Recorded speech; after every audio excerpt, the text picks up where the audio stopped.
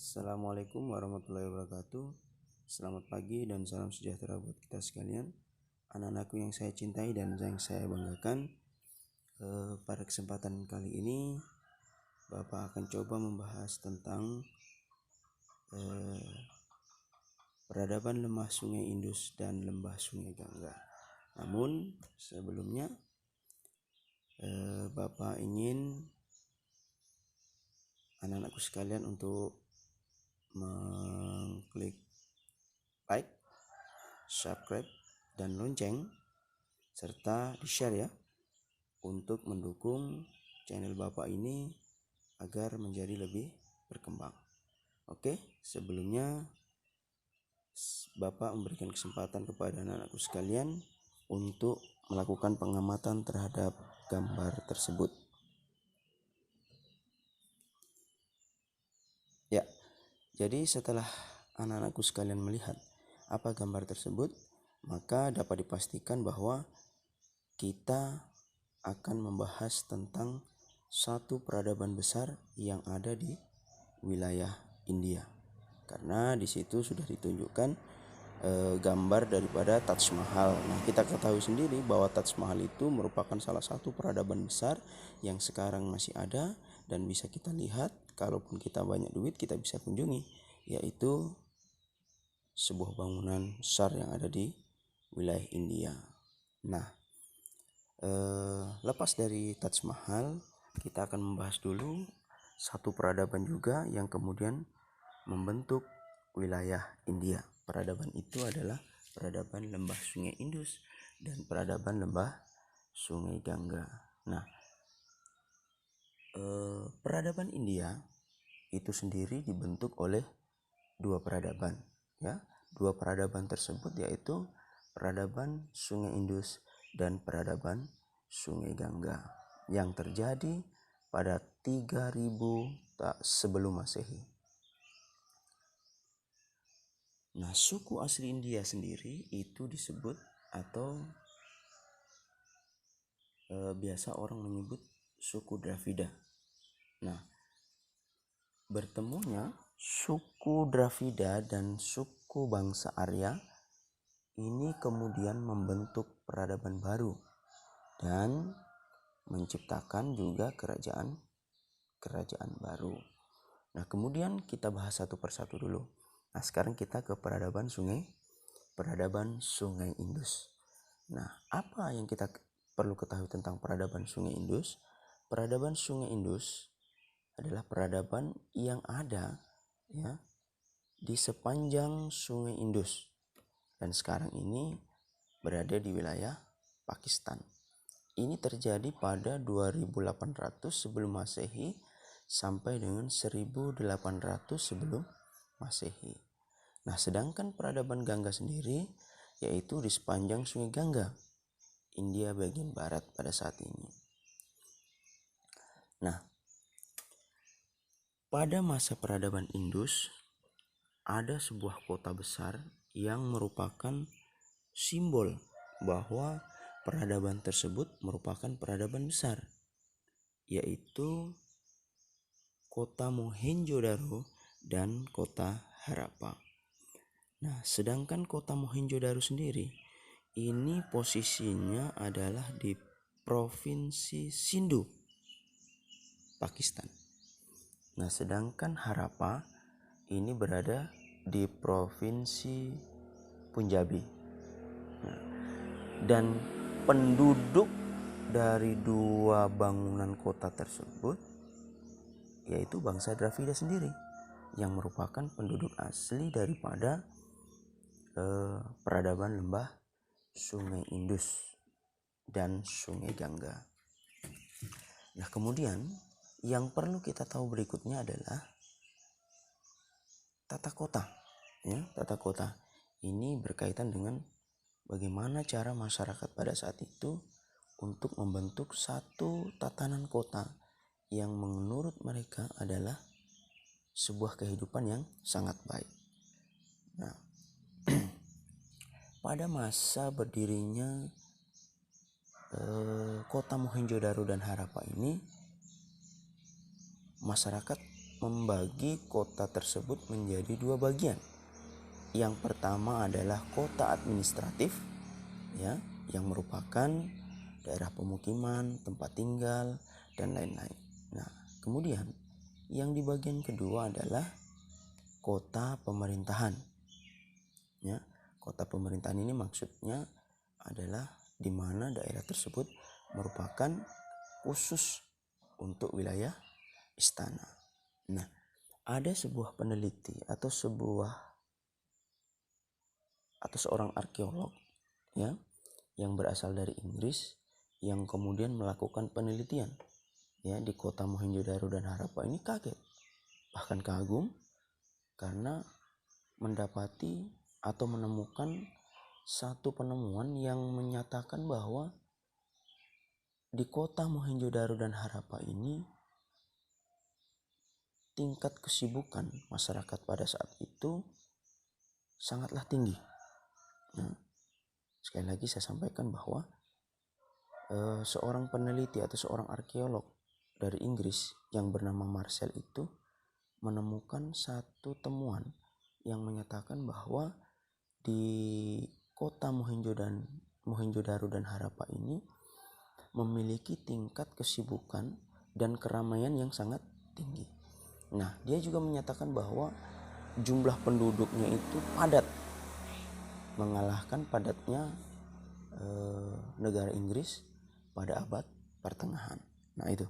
Jadi kita bisa mengambil kesimpulan bahwa kota Mohenjo-daro dan Harappa ini merupakan salah satu kota yang cukup besar. Nah, kemudian yang kedua adalah sistem pemerintahan. Nah, sistem pemerintahan sendiri, sistem pertanian, ya, sistem pertanian. Nah, sistem pertanian ini masyarakat Mohenjo-daro dan Harappa mengandalkan dari lumpur yang dibawa oleh Sungai Indus. Dan lumpur-lumpur tersebut kemudian membawa kesuburan, ya, membawa kesuburan bagi pertanian mereka. Nah, satu hal yang perlu kita kagumi dari peradaban tersebut adalah masyarakat telah mampu untuk mengalirkan air, ya, dari Sungai Indus, ya, itu masuk ke dalam, ya, masuk di pedalaman, dan masyarakat yang berada di pedalaman tersebut menggunakannya untuk bertani. Nah, ini satu kemajuan atau satu peradaban yang luar biasa karena sistem ini kita pakai hingga saat ini. Oke. Kemudian kita lanjut kepada sanitasi. Nah, sanitasi ini berbicara tentang tata cara pembangunan sebuah kota atau sebuah lingkungan. Nah, di sini ternyata masyarakat Mohenjo-daro dan Harappa itu dalam membuat, ya, atau memikirkan teknik dalam membuat bangunan rumah itu sudah memperhatikan daripada faktor kesehatan dan kebersihan lingkungan. Di sini saya contohkan bahwa salah satu bangunan rumah daripada penduduk Mohenjo-daro dan Harappa itu sudah memiliki jendela, ya, yang kemudian jendela itu dipergunakan untuk sirkulasi udara.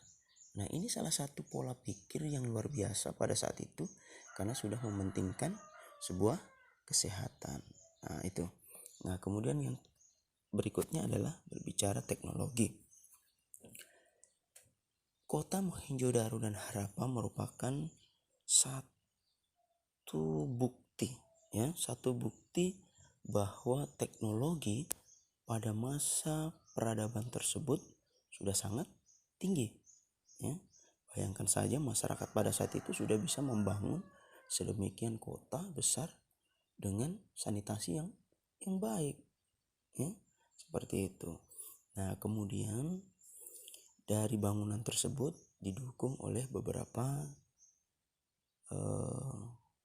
penemuan-penemuan berupa patung, emas, perak, materai, kemudian alat-alat perang, alat-alat rumah tangga, dan alat-alat pertanian, serta kain yang sudah terbuat dari kapas.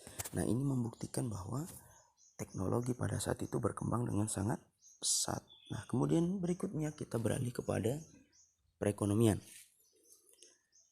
Nah, pertanian merupakan sumber utama ya yang kemudian diselingi dengan peternak pada masyarakat pada saat itu. Nah, kemudian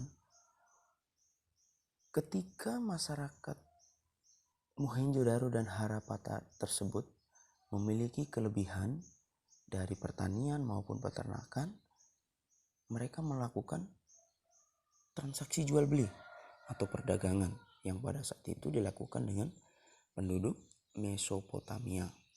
Nah, perdagangan tersebut selain dari pertanian dan peternakan ditambah juga dengan barang-barang yang mereka hasilkan dari perunggu, tembaga, kemudian emas, perak, dan lain-lain. Nah, itu ya, itu dari segi perekonomian. Nah, kemudian bahasa. Di sini saya bisa menyimpulkan ada 4 bahasa yang pada saat itu dipergunakan oleh masyarakat Lembah Sungai Indus atau Mohenjo-daro dan Harappa. Yang pertama adalah bahasa Munda atau bahasa Kolari. Ini dipergunakan oleh masyarakat yang berada di sekitaran Kashmir. Yang berikutnya adalah bahasa Dravida. Bahasa Dravida sendiri itu terdiri dari 14 macam. Yang diantaranya adalah Tamil, Telugu, Kinare, Malayam, Godi, dan Barahui. Ya, itu adalah salah satu contohnya. Nah, kemudian yang ketiga adalah Indo-Jerman. Ini terdiri dari 11 macam. Salah satunya adalah Sangsekerta dan Prakreta. Nah, yang terakhir adalah bahasa Hindustani. Bahasa Hindustani sendiri merupakan bahasa yang merupakan percampuran ya dari Arab, Persia, Sangsekerta ya. Nah, bahasa itu sendiri muncul di India. Sekarang ini disebut dengan bahasa Urdu. Nah, yang berikutnya adalah pemerintahan. Pada masa peradaban lembah Sungai Indus dan Sungai Indus ini ada 2 kerajaan yang muncul. Yang pertama adalah kerajaan Chandragupta Maurya. Itu ada sekitar 327 sebelum Masehi. Nah, yang kedua adalah kerajaan Asoka. Nah, kerajaan Asoka sendiri ini merupakan keturunan dari Chandragupta sendiri. Nah, ini ada sekitar 268 sampai 282 sebelum Masehi. Nah, yang berikutnya kita beralih kepada sistem kepercayaan. Nah, sistem kepercayaan sendiri masyarakat pada saat itu adalah politeisme. Ya, seperti kita ketahui bersama bahwa yang namanya politeisme itu adalah memuja banyak dewa. Salah satunya adalah Dewi Ibu. Nah, yang terakhir runtuhnya ya peradaban lembah Sungai Indus itu sendiri. Nah, sebagaimana kita ketahui bahwa peradaban lembah Sungai Indus itu mengalami keruntuhan, ya, mengalami kemunduran dan mengalami kehancuran pada masa kerajaan Indus sendiri diserang oleh bangsa Arya yang berasal dari Jerman, yaitu terjadi pada tahun 1000 sebelum Masehi, dan penyerangan itu melalui celah Khaybar. Nah, jadi anak-anakku sekalian yang saya cintai dan yang saya banggakan, jadi untuk peradaban lembah Sungai Indus cukup sekian dulu, dan kita lanjut kepada peradaban lembah Sungai Gangga. Jadi sebelumnya Bapak ingatkan jangan lupa like, subscribe, dan ketik lonceng supaya anak-anakku sekalian selalu mendapat update tentang materi-materi selanjutnya. Jangan lupa share ya, supaya mendukung kemajuan daripada channel Bapak ya. Saya akhiri, wabillahi taufiq wal hidayah. Assalamualaikum warahmatullahi wabarakatuh.